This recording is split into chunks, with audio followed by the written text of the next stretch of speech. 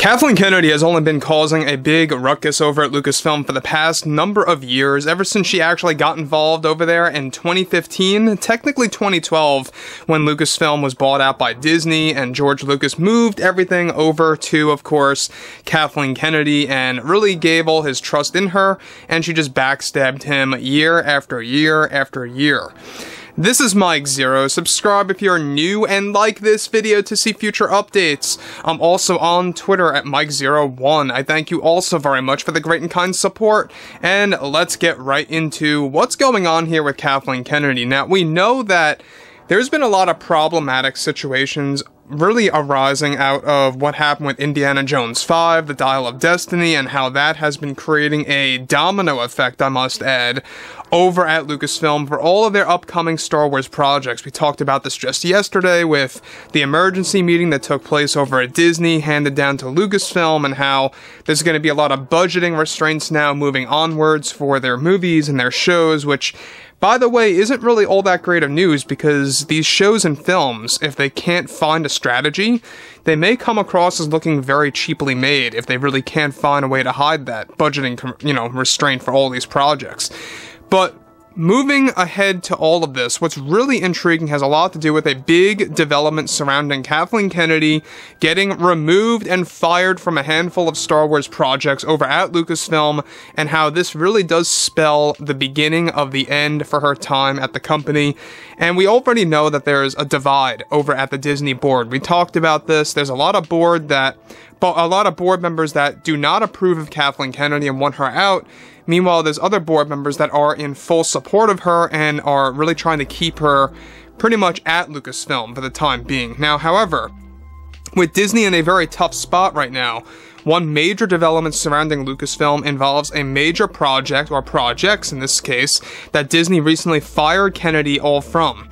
This is said to be Disney's initiation of letting Kathleen Kennedy go from many projects, starting off with the first one that has now been finalized. One big part of this is that Kathleen Kennedy was recently let go and fired from the role of producer for both The Mandalorian Season 4 and a new untitled Star Wars TV show being run by both Jon Favreau and Dave Filoni that will be announced at this year's D23 event.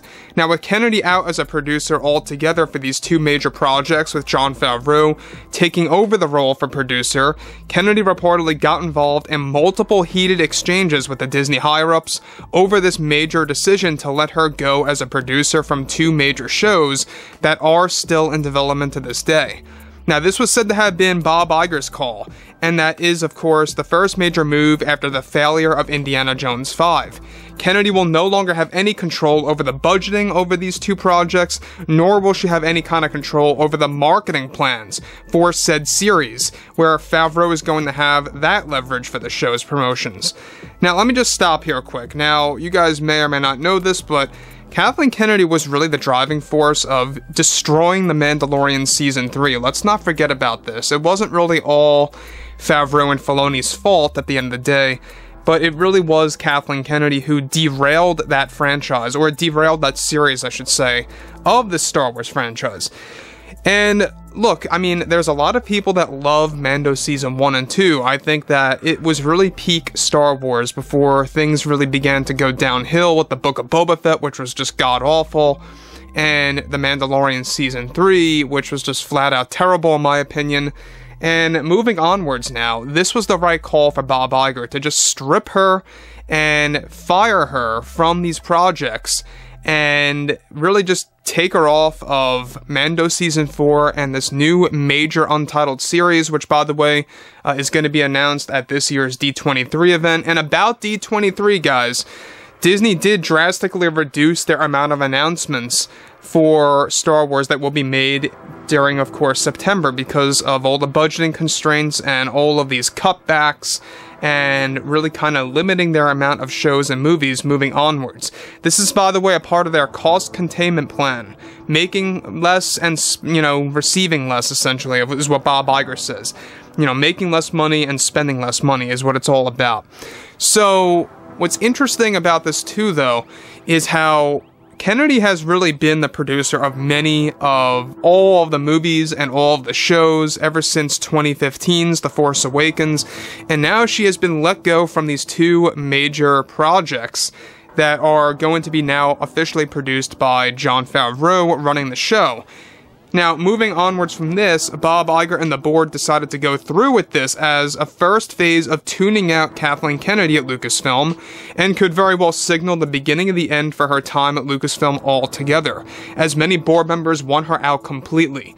The reason why they let her go from Mando Season 4, which by the way is said to get reset, and this new untitled series is that Kennedy wanted to insert radical agendas into the storylines that were interfering with Favreau's direction of these shows.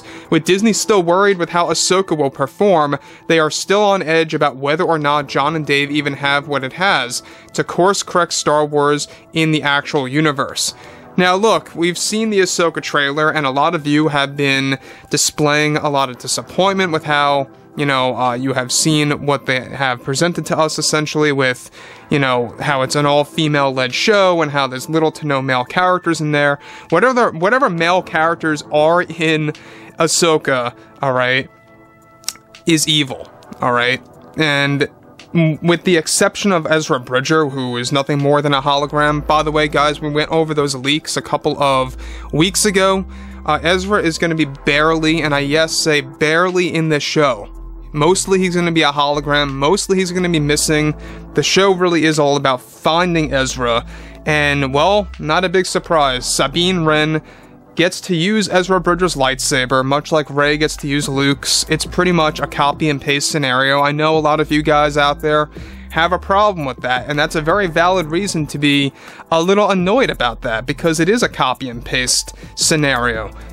Sabine uses Ezra's lightsaber, and same exact thing happened with Rey. I mean, it's no coincidence at this point. This is all Kathleen Kennedy, driven stuff that has been handed down movie by movie, and in this case, Ahsoka, though, we do know that she wasn't really involved creatively per se, so I'm sure that Jon and Dave are trying to just do whatever they can do to kind of justify that, but we'll have to wait and see what in the world that's all about. I still am beginning to get a little bit of a bad feeling that maybe Filoni was trying to, own up to, Kathleen Kennedy's demands or something like that, but I digress.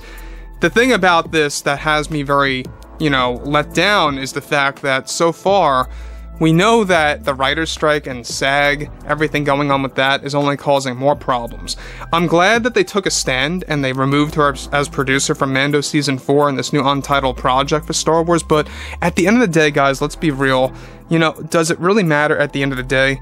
Everyone just wants her out completely. We just want her out of Lucasfilm altogether, and nobody wants to deal with this nonsense anymore. We just want to see about what they could do with Star Wars Ahsoka, and whether or not that's going to be good or bad is really going to be like the make or break situation. We've covered this before. This is the show, and I say the show, that is going to be a make or break scenario for Star Wars as a whole over at Lucasfilm. So it's going to be quite a ride to see exactly whether or not this is a mess or a hit. So guys, drop a comment below, fill me in below in the comments what you all have to say about this, and if you guys did enjoy the content for today, make sure to drop a thumbs up on this video to support the channel, and I will catch you guys next time.